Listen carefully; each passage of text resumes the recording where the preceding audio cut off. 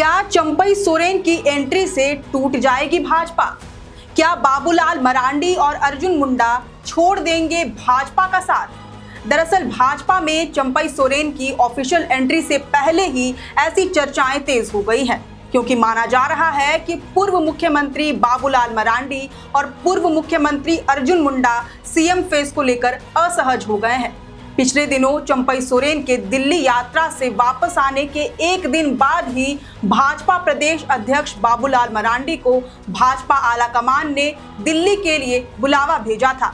वहां उन्होंने पीएम मोदी से शिष्टाचार मुलाकात भी की, लेकिन रांची वापस लौटते ही बाबूलाल मरांडी ने कई मीडिया इंटरव्यूज में ये माना कि भाजपा के कुछ छोटे बड़े नेता चंपई सोरेन के आने से असहज हो गए हैं। चंपई सोरेन की एंट्री को उन्होंने घर में नई नवेली दुल्हन के आगमन से तुलना कर दी। उन्होंने कहा कि जब घर में नई बहू आती है तो परिवार के लोगों का असहज होना लाजमी है, लेकिन समय के साथ साथ ये असहजता दूर भी हो जाती है।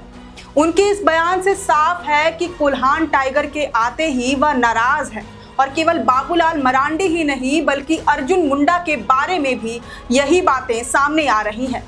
भले ही वह अभी तक कुछ भी कहने से बच रहे हो, लेकिन इसे तूफान आने से पहली वाली शांति के रूप में भी देखा जा सकता है। दरअसल माना जा रहा है कि चंपई सोरेन भाजपा में सीएम का फेस हो सकते हैं, लेकिन उनके अरमानों का क्या, जो इतने समय से भाजपा से आस लगाए बैठे हैं कि इस पार्टी को चुनाव में जीत मिल जाए और हमें मुख्यमंत्री की कुर्सी।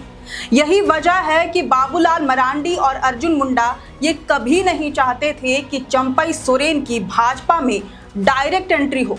इनकी चाहत थी कि चंपई अपनी अलग पार्टी या संगठन बनाकर चुनाव लड़े।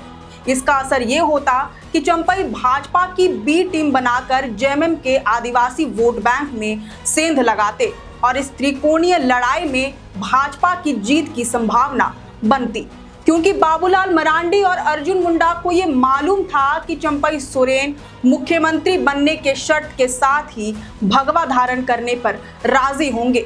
यही हुआ भी। तो क्या अब इससे नाराज होकर बाबूलाल मरांडी और अर्जुन मुंडा भाजपा का साथ छोड़ देंगे, या भाजपा में ही रहकर बाबूलाल मरांडी और अर्जुन मुंडा भीतर घात करेंगे, या फिर चंपई सोरेन से किए गए सौदे से भाजपा को यू टर्न लेना होगा? क्योंकि कुछ मीडिया रिपोर्ट्स ये दावा कर रहे हैं कि चंपई सोरेन को भाजपा सीएम का फेस नहीं बनाएगी। वह इस बात से भली भांति परिचित है कि इससे पार्टी में रार पैदा होगी। पिछले कुछ समय से भाजपा की आंतरिक लड़ाई सतह पर भी आने लगी है, जो पहले कभी नहीं हुआ। ऐसे में तीन पूर्व आदिवासी मुख्यमंत्री में से सीएम फेस के लिए किसकी दावेदारी मजबूत है, इसे समझने के लिए आपको हाल के घटनाओं पर नजर डालना जरूरी है। दरअसल कुछ महीने पहले झारखंड विधानसभा चुनाव के लिए भाजपा के सह प्रभारी हिमंता बिस्वा शर्मा ने ये घोषणा की थी कि चुनाव बाबूलाल मरांडी के चेहरे पर ही लड़ा जाएगा। हालांकि लोकसभा चुनाव में पार्टी के प्रदर्शन से इस पर मुहर नहीं लगाई जा सकती थी। कुछ सूत्र तो ये भी बताते हैं कि भाजपा ने एक इंटरनल सर्वे कराया था, जहां कई नेताओं ने बाबूलाल मरांडी के नाम पर असहमति जताई थी। वैसे बाबूलाल मरांडी की बात करें तो भाजपा में रहकर ही वह राज्य के पहले मुख्यमंत्री बने थे, लेकिन अपना कार्यकाल खत्म करने से पहले ही उन्होंने मुख्यमंत्री पद और भाजपा दोनों को टाटा बाय बाय कह दिया था। इसके साथ ही अपना एक अलग राजनीतिक दल भी खड़ा कर लिया था, जिसका नाम था झारखंड विकास मोर्चा। पार्टी ने अपने समय में उम्मीद के मुताबिक अच्छा प्रदर्शन भी किया, लेकिन बाबूलाल मरांडी को समझ में आ गया था कि झाविमों के बलबूते वह कभी सत्ता के शीर्ष तक तो नहीं पहुंच पाएंगे।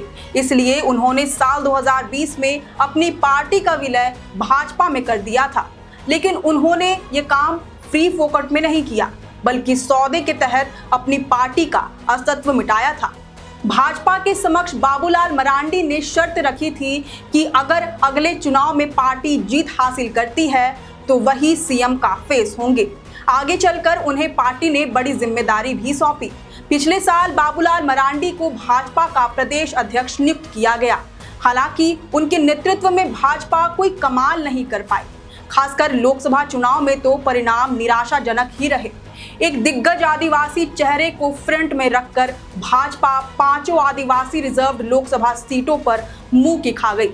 गीता कोड़ा और सीता सोरेन को पार्टी में शामिल कराने में भी बाबूलाल मरांडी की ही मुख्य भूमिका मानी जाती है, लेकिन मोदी के परिवार का हिस्सा बनने के बावजूद दोनों नेत्रियों के जीत पर ग्रहण लग गया।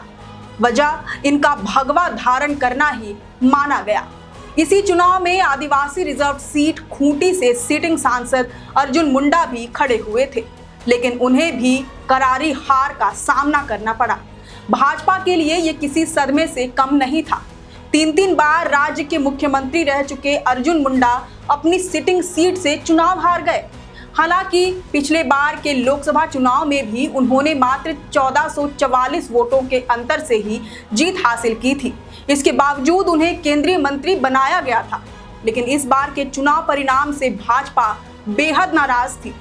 अर्जुन मुंडा और बाबूलाल मरांडी जैसे बड़े बड़े आदिवासी चेहरे अगर इस तरह निराश कर देंगे तो भाजपा को कुछ तो करना ही होगा।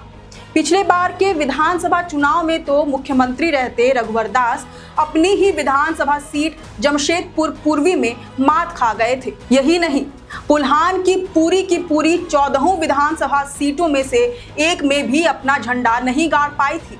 ऐसे में अब पार्टी अपनी हारी हुई बाजी को पलटने की फिराक में है। पार्टी का मेन टारगेट आदिवासी रिजर्व सीट और कोल्हान का रीजन है, जिसके लिए एक लंबी चौड़ी रणनीति तैयार की गई थी और इसी रणनीति के तहत ही झामुमो के वरिष्ठ नेता चंपई सोरेन को भगवा धारण कराया गया है। अब भले ही भाजपा पर एक बार फिर से तोड़फोड़ की राजनीति करने का आरोप लग गया हो, लेकिन इसके बावजूद पार्टी ने यह रिस्क इसलिए लिया क्योंकि वह किसी भी हाल में इस बार के विधानसभा चुनाव में शिकस्त नहीं होना चाहती, चाहे साम दाम दंड भेद क्यों न करना पड़े। भाजपा को नाउम्मीदी के अंधियारे में चंपई सोरेन के रूप में उम्मीद की किरण नजर आ रही है। अब देखने वाली बात होगी कि इन लोगों में आपस में सामंजस्य बैठ पाता है या फिर पार्टी के नेता आपस में ही उलझ कर रह जाएंगे। वैसे आपकी इस पर क्या राय है, ये हमें कमेंट करके जरूर बताएं। अगर आपको ये वीडियो पसंद आया हो तो इसे जरूर से लाइक और शेयर करें। हमारे चैनल लोकतंत्र 19 को फेसबुक पर फॉलो और यूट्यूब पर सब्सक्राइब करना ना भूलें। हमारा एक और चैनल है द ग्राम सभा, उसे भी जरूर से फॉलो और सब्सक्राइब कर लें। फिलहाल लेते हैं अलविदा। जोहार।